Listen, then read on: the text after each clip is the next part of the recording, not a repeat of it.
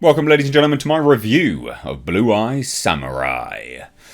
This is a French-American animation. I'm not going to say it's an anime because it most definitely is not an anime. But it is a French-American animation designed somewhat to be an homage to anime. I don't think they're trying to fool anyone, so I'm not going to say that.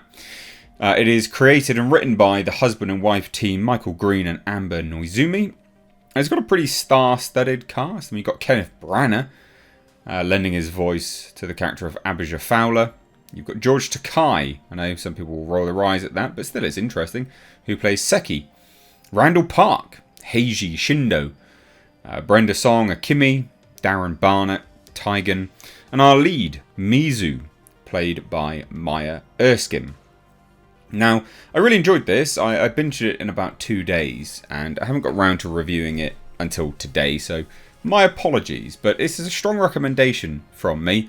I roll my eyes at a lot of the Netflix stuff, and I heavily dislike a lot of Netflix's sort of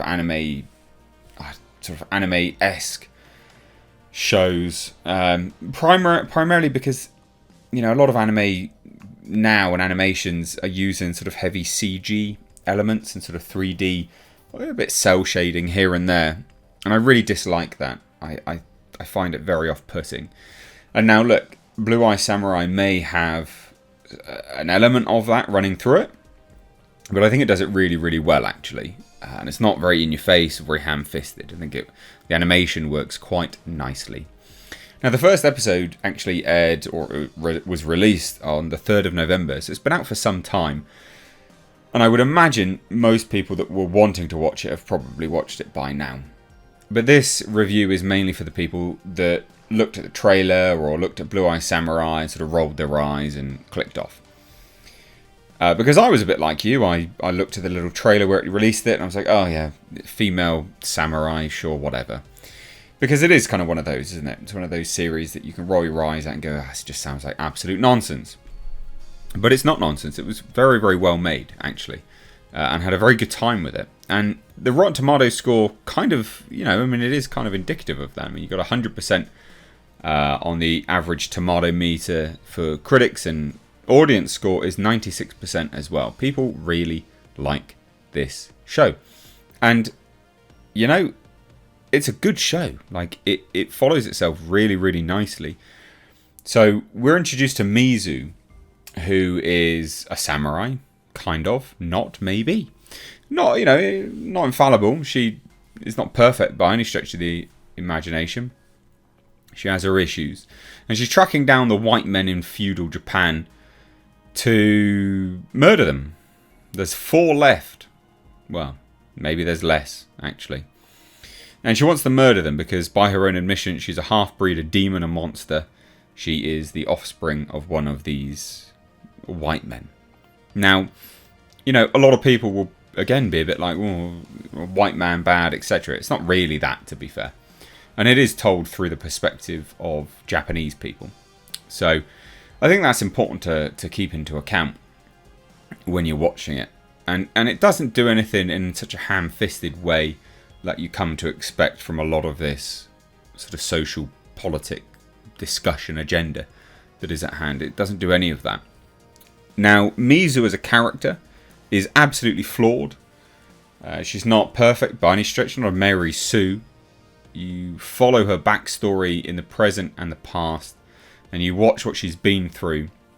And yeah, there's some suspension of disbelief that has to happen, but this is, of course, a samurai story, so you have to suspend some of it because, you know, it's an animation. They're gonna be doing things which they just wouldn't be able to do, quite frankly. So there is some of that in there, but it is so entertaining and so well made.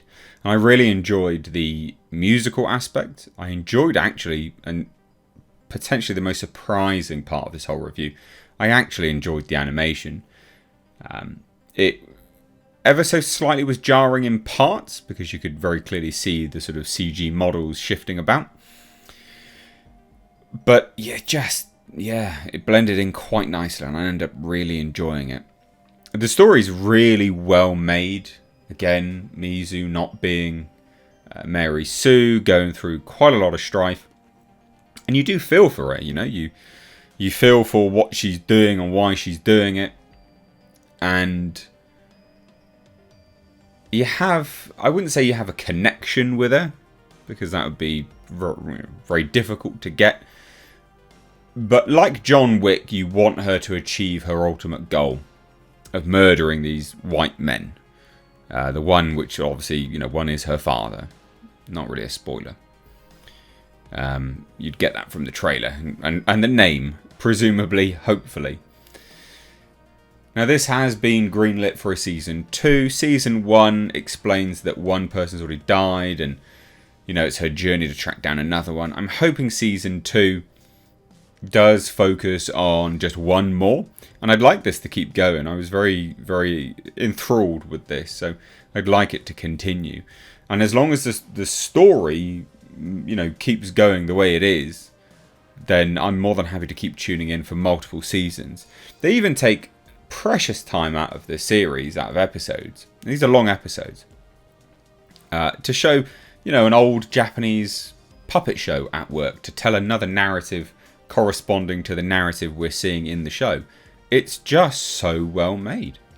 You even have like there's some archetypes in this. There's a sort of plucky sidekick, but he's got no hands, and that's quite an interesting and funny, likeable character. They do a really, really good job of bouncing this character off of other people to make her more likeable until she eventually becomes a likeable character.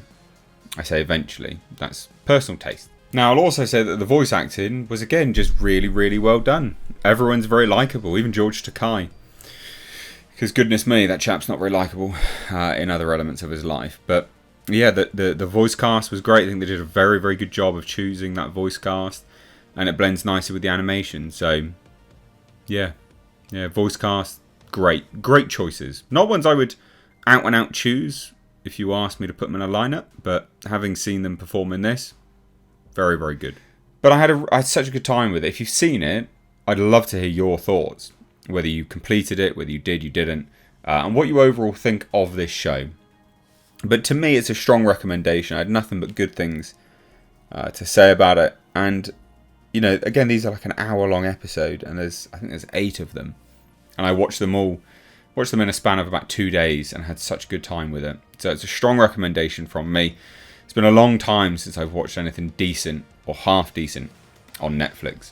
So if you've seen it, like I said, let me know down below. I'd love to hear your thoughts. As always, give the video a like and a share. Cheers, guys. Take care. Bye-bye now.